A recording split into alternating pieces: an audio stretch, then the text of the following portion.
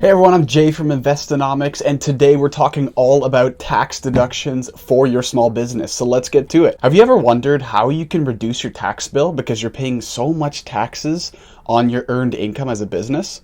Well, I'm happy to tell you that there's something called tax deductions that a lot of people, they've either heard about and don't know how it works, or they don't know about it at all. Our goal today is to walk you through exactly what tax deductions are, how you need to be using them, what counts as a deduction and different kinds of deductions, and finally, when you should be using it and how to know when you are in a good position to use them. First things first, what are tax deductions? If you have no idea what they are, so at their basic level, tax deductions is something that you use with expenses for a business that allows you to reduce your taxable income, or on the flip side, use them as tax credits to reduce your taxes. So as a business, you're not like a W-2 employee and you don't have a salary. So you're earning income and you're actually paying your taxes at the end of the fiscal year instead of every paycheck.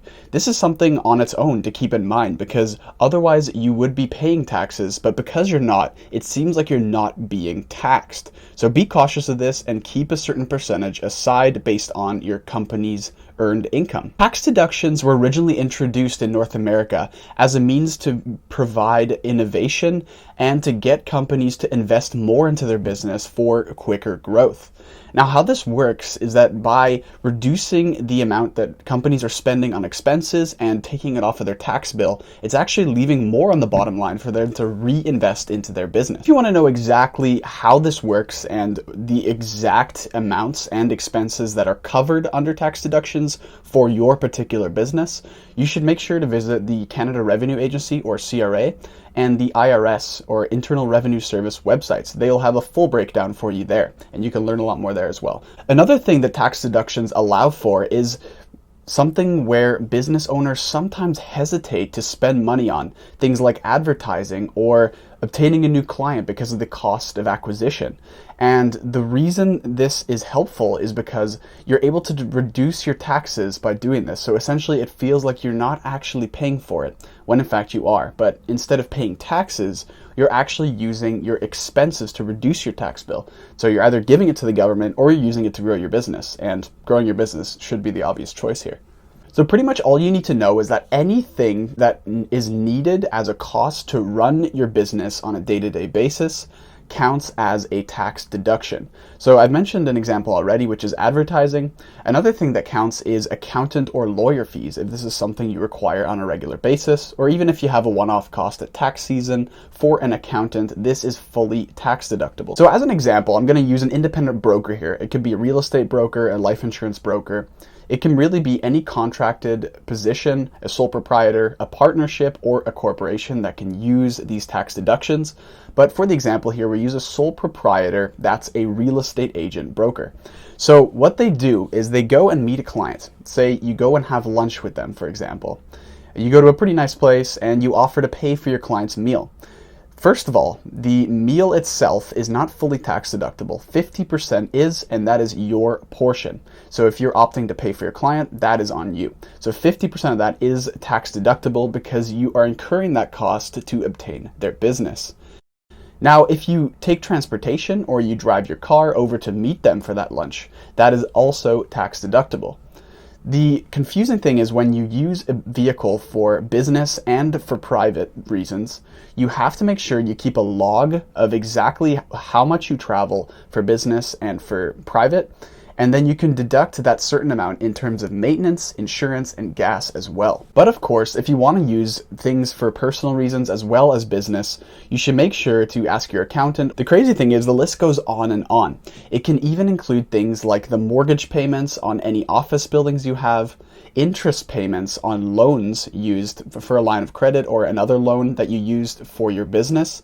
You can even use it to write off car payments. And even if you work from home primarily, you can actually deduct a part of your rent, utilities, and home insurance as well. And this can include your mortgage payment to a certain extent. So if you can verify that a certain percentage of your home, such as a home office, is used primarily for business purposes, this can also be used as a tax deduction. There's actually two main types of tax deductions that you need to know about. There's something called taxable income reduction, and there is non-refundable tax credit version. So the first one is in terms of income tax. So say if you run a business that earns $100,000 in a single year, if you have expenses equal to $20,000 or even $40,000, this essentially reduces your gross income from $100,000 as a business down to $60,000 if your expenses were $40,000. What this means then is that you don't pay tax on that amount, and further, you're bumped into a lower tax bracket, so you pay less tax over the entire amount that your business has earned as well. So that's the first type. The second is called non-refundable tax credits, and these are some of the most useful deductions. What they do is there's a federal limit of 15%. So in this case, what you'd be able to do is deduct 15% of all expenses. And you can actually fully reduce your tax bill to $0 if you're doing this correctly. So for example, again, you have a $100,000 income and you have $15,000 worth of expenses. Now, if you have 15% of 100,000, that's $15,000. So in this case, because you had that $15,000 of expenses, your tax bill will be $0. So that is pretty incredible. You can pay no tax whatsoever. Another really important thing you need to know about tax deductions is that there is something called capital cost allowance, at least in Canada. It might have a slightly different name in the United States.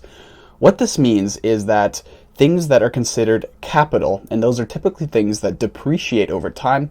This includes things like desk chairs and a desk itself, furniture for an office, a vehicle, laptops, any electronic devices. These are considered capital. Now, what's unique about this is you can still deduct capital, but it will actually be broken down into the life of that item. So for example, if a laptop on average lasts about 5 years, the cost of that laptop can be incurred in a single year, but that can be spread as a tax deduction over those 5 years. So imagine your laptop costs $2,500. That first year, you can deduct $500, and this will be $500 every subsequent year until year 5, at which point you can buy another laptop and you can also start deducting that once again. Same thing with cars and car payments. This is also done on a depreciation type capital schedule in terms of deductions. Just to be sure, you should always be checking this with an accountant and walking through this yourself to make sure you're doing this in the most tax efficient way possible. Okay, so now that we kind of know what tax deductions are, some examples of some tax deductions, and how to classify it as a regular deduction or a capital cost allowance deduction, what we now need to do is make sure that we're doing all the things necessary to make it as efficient as possible. The first thing to do is to make sure you document everything very thoroughly. This means keeping all your receipts, making sure you track the miles or kilometers on your vehicle when you're driving for business, making sure you have a detailed documentation of any bills or receipts that you receive from anything you purchase that you'd like to deduct. And the reason for this, even though you can deduct and receive the money back right away, IRS and CRA will be able to audit you for an additional 6 years and ask for documentation.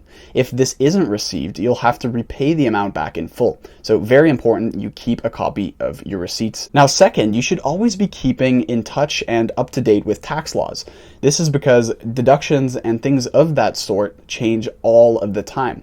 You might have an instance where a tax deduction might increase for an eligibility in a certain year, or it might decrease or change altogether where it's no longer deductible. And last of all, make sure you're leaving things that are larger to the end of the year to make sure you have that tax deductible room. And of course, make sure you hire an accountant. You know why? Because it's tax deductible as well. So you can get help with your tax deductions by hiring an accountant and use that as a tax deduction. A quick Investonomics tip for you. So I hope this helps you understand how tax write-offs work. If you have any questions, feel free to leave them down below. We're always happy to help, and make sure you do your research. This is a very complicated topic. Taxes usually are. This has just been a quick overview to introduce you to the world of tax deductions and hopefully get your business running a little bit more smoothly.